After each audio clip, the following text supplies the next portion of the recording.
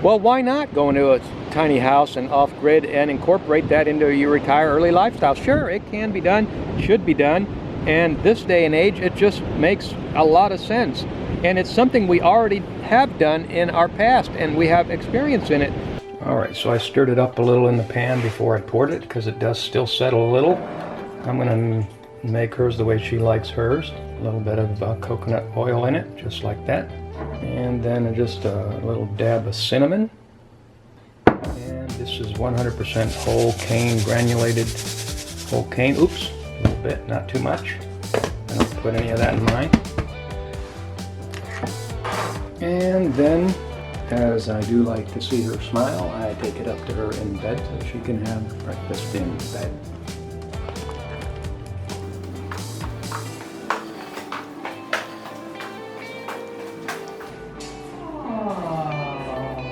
Look at that. Oh. There you go, hon. Watch out, it's hot. Thank you. We think about this homesteading, getting back into the homesteading, just because of all the things that are happening in the world at this time. It makes a lot of sense, and we have the skills that we built, and we can build on those skills that we had back in the day, that we spent 10 years being on a homestead and being self-sufficient.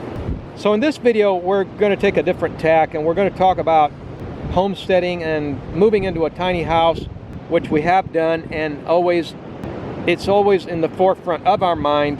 Something that we think about doing is reverting back. We've done so much travel around the world, and just like anything else, once you've done that, been there, done that for a decade, it's like, well, you know, and when events conspire around the globe to kind of help you start thinking along the ways of doing things differently, well, you know, 2 + 2 = 4. So yeah, homesteading, possibly in a tiny house. We've done the tiny house. It was a travel trailer.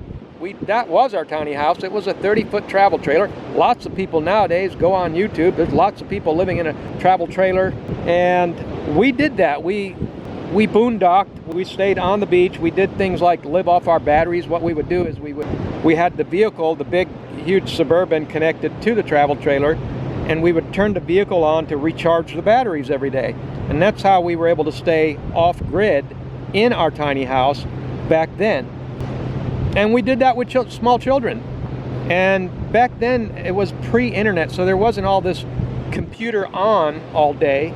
And there's actually a joy in knowing that you're producing something that you consume, so that your supply is, I don't want to say always guaranteed, because we don't have any control over some things, but it's practically almost guaranteed. It's way more guaranteed than depending on, you know, others and institutions to supply it for you that don't have your best interest at heart. This day and age, current events, the way they are, you know, guaranteeing yourself a steady supply of quality food is at the forefront, and just a peaceful lifestyle, I mean, which automatically lends itself to being a retire early as a lifestyle. And so it all works together for good to those that are thinking about such things. And you have to make allowance for electronics to be on all day.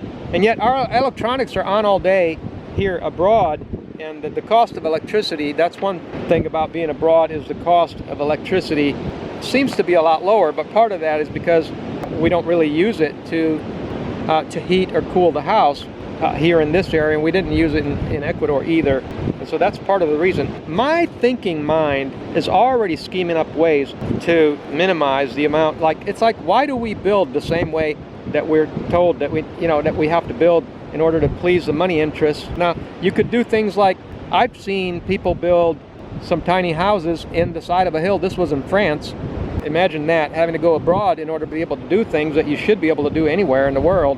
I understand that there's lots of states that won't let you do things like that, but these people were in France, and they put a couple of tiny houses, 2 or 3 tiny houses side by side. It was a family, which was really interesting, on some acreage. They put them in the side of a hill, and they were facing south, and so that way they got the winter sun, and they were nice and toasty during the winter while there was snow out.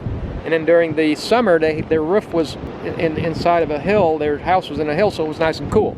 you know, they had huge big windows. It was really amazing. It was really nice. I liked what I was seeing. So that's one thing you can do. We don't really want to get too small. We have lived in a travel trailer. That's okay. We make sacrifices in a travel trailer. Temporary. Well, we made sacrifices in the travel trailer because we exchanged that sacrifice for the experience of being able to be mobile. In order to be mobile so that you could do things like go to the beach, go to the mountains, go to the desert, and travel. That's the reason. You give up one thing in order to gain another thing. So, but right now I'm thinking real strongly. I'm wondering, you know, we could do this tiny house thing. We could do it here in Mexico, and actually we could do it in any country. We haven't really decided, but I know that we need to make a decision quick because we have no control over current events and the way things are. Anything can happen at any time, as I've showed you in the other video that I just made about Ecuador dropping all restrictions. Yeah, right. Just to pull the strings of your psychology and your mind and the way you feel and your feelings. But hey, all you got to do is stay a couple steps ahead of that.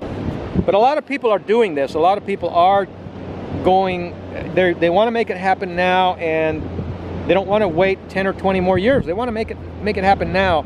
And the way that a lot of people can make it happen now is to go small. You know, go into a tiny house and live within your means. That's what it comes down to. But beyond living within your means, there's also a ongoing long-term practicality behind it, because you don't have as many commitments. Think about all that wealth at the turn of the 20th century. There was a certain aristocracy that had built up over the, say, the roaring 20s, and yet within 1 or 2 generations their wealth disappeared because they couldn't handle. It's just a series of things that conspired against them, which are beyond our control, which is the whole point that I'm saying here, is that things like, you know, your currency being devalued.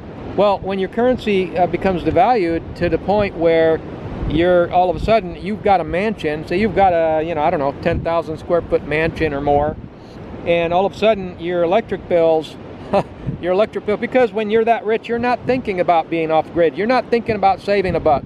You're so rich, you got so much money, and that's, you know, not most of my viewers, but my point is made here that we need to consider the ongoing relationship with our finances in light of the fact that there are things that we cannot control, and therefore making ourselves more resilient and less vulnerable to changes that are beyond our control, such as hyperinflation and scarcity of food, and perhaps even violent mobs coming in the neighborhood and having to flee. You wouldn't want to flee if you have all your money tied up in a big expensive house. This is what kept people in Germany from fleeing back during those days when trouble was coming, is because of all their stuff. So that's another reason, it just makes sense in light of what we've learned since 2020, that we need to be aware of how we need to remain flexible going forward. So it's not about penny pinching or any of those things. We now have added elements that really were present all along. It's just that we just swept them under the rug and didn't think we had any concerns in the world. But 2020 certainly changed all that, didn't it? Nobody has any control over which way current events will go. And even though there are some people that want to say, well, it's prophetic, this, that, and the other, yes, it may be prophetic, but a lot of people don't realize that even with that thought, the timing on it is within our control as a population.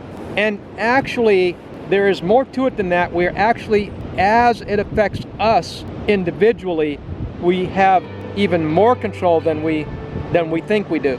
And, you know, we can do something about it, and we actually are required and should do something about, you know, to ensure our freedom and our survival. It is incumbent upon us, and at the same time, to also be good citizens. So we're going to be doing more talking about frugality and simple living and homesteading. All right, well, I'm glad that you're aware of all that, and I'm glad you came to my videos and to my channel. So I hope you got something out of that. We hope to see you in the next videos. Have a wonderful day.